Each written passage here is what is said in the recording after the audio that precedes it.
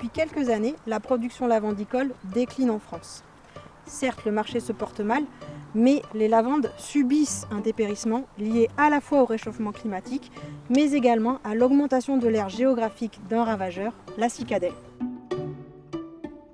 Afin de lutter conjointement contre les deux causes de dépérissement de la lavande, différents instituts techniques et de recherche, le FIBEL France, l'ITEP-MAI et le CRIEPAM, en association avec la Chambre d'agriculture de la Drôme, mènent depuis 2023 des essais sur des parcelles de lavande pour trouver des solutions pour les agriculteurs.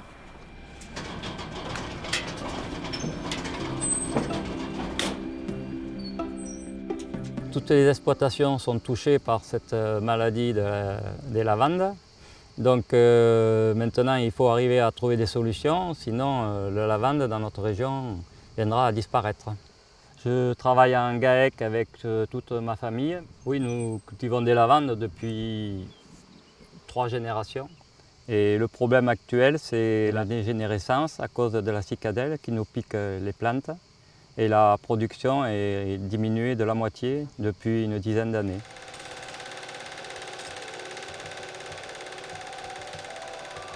Les cultures de lavande et lavandin sont historiques dans la Drôme.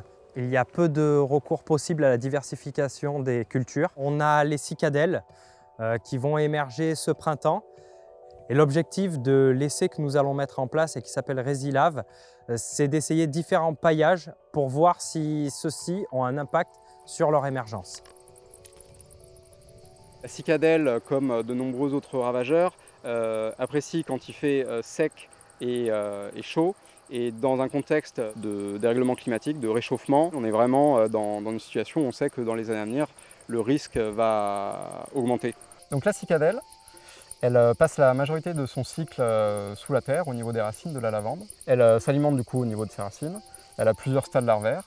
Et à la fin de son stade larvaire, donc elle émerge sous forme adulte, elle remonte à la surface, courant juin. Elle va voler, elle va se déplacer de plante en plante, de culture en culture. Elle va piquer la sève pour s'alimenter. Et c'est là où elle a la capacité d'acquérir le phytoplasme, responsable de la maladie. Les individus qui ont acquis le phytoplasme, ils ont la capacité de le transmettre lors de leur piqûre d'alimentation. L'adulte il va pondre au niveau des plants de lavande et donc les larves qui vont sortir des œufs vont retourner dans le sol au niveau des racines. Et donc voilà, à partir de la fin de l'été, on redémarre un cycle nouveau.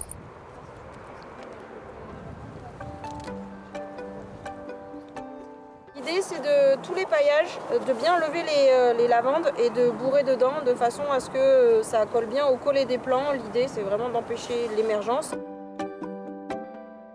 Aujourd'hui, on est vraiment sur la phase initiale de l'implantation de la parcelle, c'est-à-dire qu'on a piqueté la parcelle, les différentes micro-parcelles ont été positionnées de manière aléatoire en amont et on est en train aujourd'hui de mettre tous les paillages et de mettre en place toutes les sondes et tous les capteurs qui nous permettent de suivre notamment l'état hydrique et du sol et de la plante tout au long de la saison.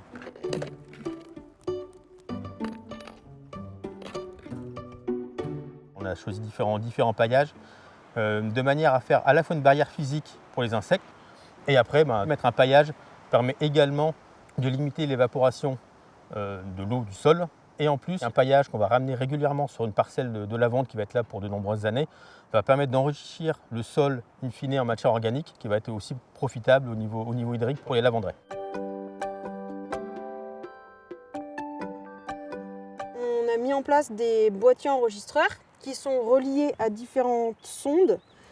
On a particulièrement 2 points de mesure qui sont réalisés. Ce sont les tensiométries à 60 et à 40 cm qui permettent de déterminer l'énergie dont a besoin la plante pour soutirer l'eau.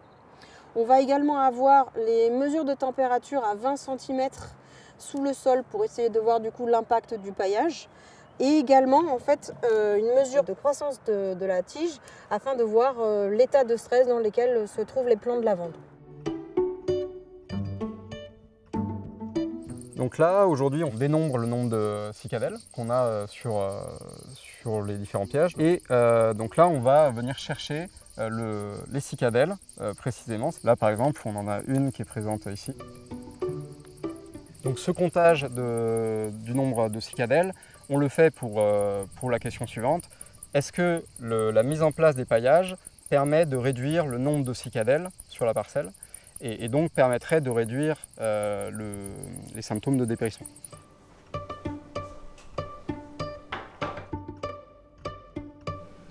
On est au laboratoire du FIBOL France où on va analyser les feuilles des plantes que l'on a pu prélever sur les champs de lavande. Sur ces feuilles, on va faire une extraction et on va aller doser différents marqueurs. On va pouvoir ensuite corréler avec les sondes dendrométriques qu'on a posées sur les plants et les sondes tensiométriques que l'on a plantées dans les sols de lavande, de façon à avoir le niveau de stress des plants en fonction des différents types de paillage que l'on a pu apporter.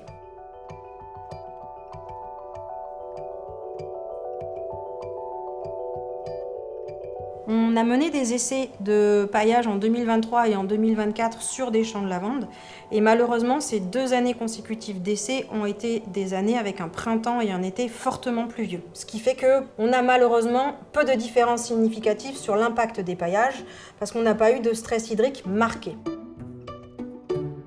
Toutefois, nous avons pu avoir des effets positifs de l'impact du paillage. Nous avons pu limiter l'enherbement sur les champs, nous avons pu améliorer la stabilité des sols et nous n'avons pas développé de champignons pathogènes en apportant ce paillage dans les parcelles de lavande. Il serait très intéressant de pouvoir réitérer ces essais sur plusieurs années consécutives afin d'avoir l'impact du paillage à la fois dans des conditions de stress hydrique marquées à cause de trop forte pluviométrie, mais également de très forte sécheresse.